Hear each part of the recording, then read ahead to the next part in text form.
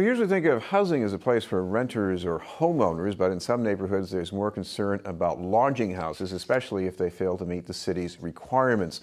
Over the past few months, that was the case in Alston, where our lodging house came to attention after a fire. It was also an issue in Dorchester after neighbors discovered that a single three-decker was home to 7 registered sex offenders.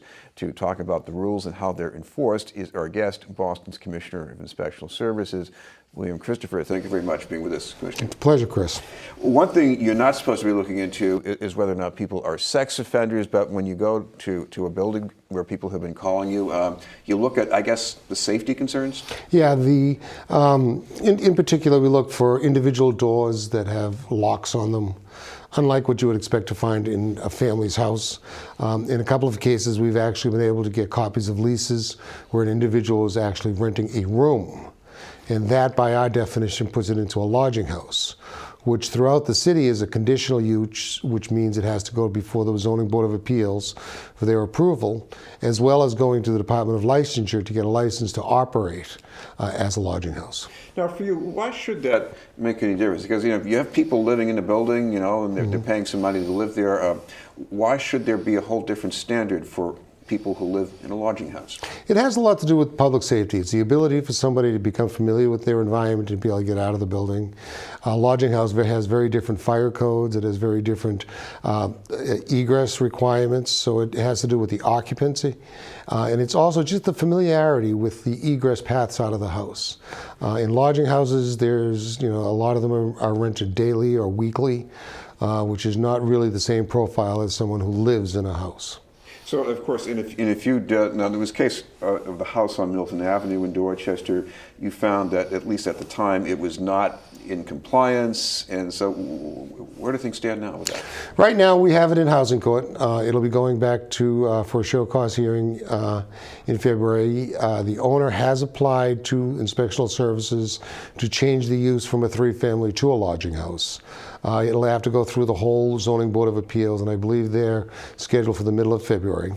And then if they're successful there, then they have to go for licensure to get the license to operate a lodging house. This is BNN News, and we're talking with Boston's Commissioner of Inspectional Services, William Christopher.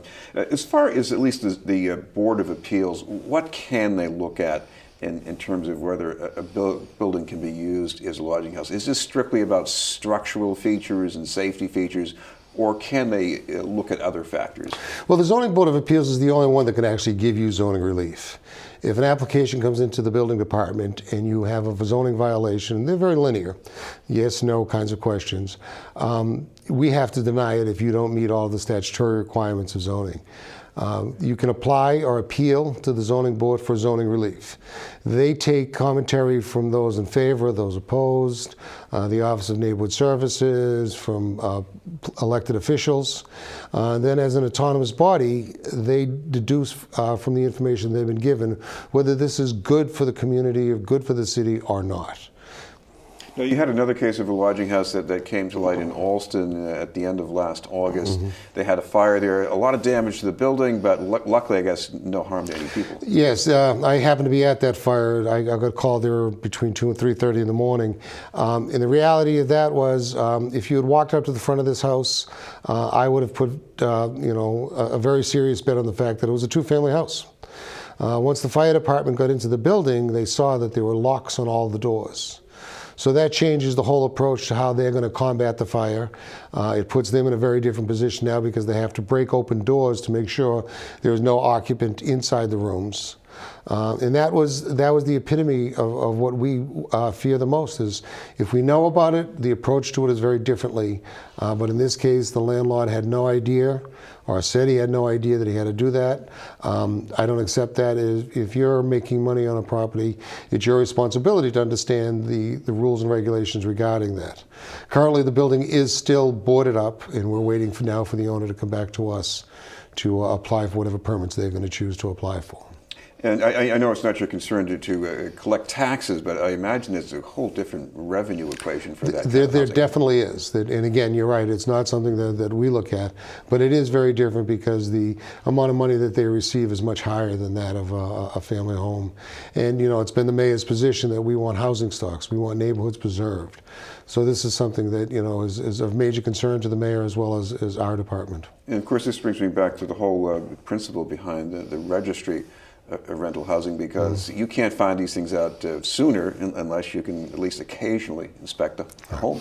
And the rental registry program is a great program. It's very successful. We have about 120,000 units, unique units registered, and they are on a schedule for inspection so that we can go in and see how the layout is, what makes sense. The biggest part of the rental registry, though, is it gives us access to the owner, to the person who's ultimately responsible for the building. In the event we find something that we have to write a violation on, we at least now have an acceptable person that the judges will accept, judges in housing court will accept as serviceable, so that we can resolve the issue much quicker. Well, as you know, there's great demand for sober houses or recovery houses, and there has been controversy because some of those houses weren't run as well as maybe they should have been, but we also have some new regulations.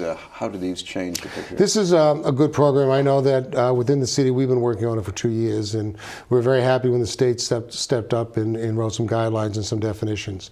The reports that we were getting that there were lodging houses that people were selling as drug-free, alcohol-free housing to assist somebody in a very sensitive part of their lives. We found this was not the case in a lot of situations. We had no way to regulate it. The state has now stepped up that they're going to be certifying these houses and giving them an actual certification that will allow us to look at these houses very differently. We're currently working on policy right now to work with that to support those houses so that we can make sure those people that have need it'll be available to them. Finally, if people have any questions about a building in their neighborhood, anything you should say about how they can report something and what they should maybe avoid reporting to not waste your time? Well, no. Our situation is the same as I've always told you, Chris, is that 311 is by far the best source to get questions or information to us. If a neighbor has concerns or there's appearance of something that they're not happy with, they should really put it into 311. They can do it anonymously so that they don't have to expose themselves, and we're bound by statute to send an inspector out to look at it. Again, our greatest challenge is getting access to these units. In the two buildings that you just spoke about, we were lucky enough to get residents that lived in the buildings to allow us access into the buildings. Thank you very much for being with us. My pleasure, Chris. Good to see you. Inspectional Services Commissioner William Buddy Christopher. In a moment, an event to learn about options in charter schools. But first, this message.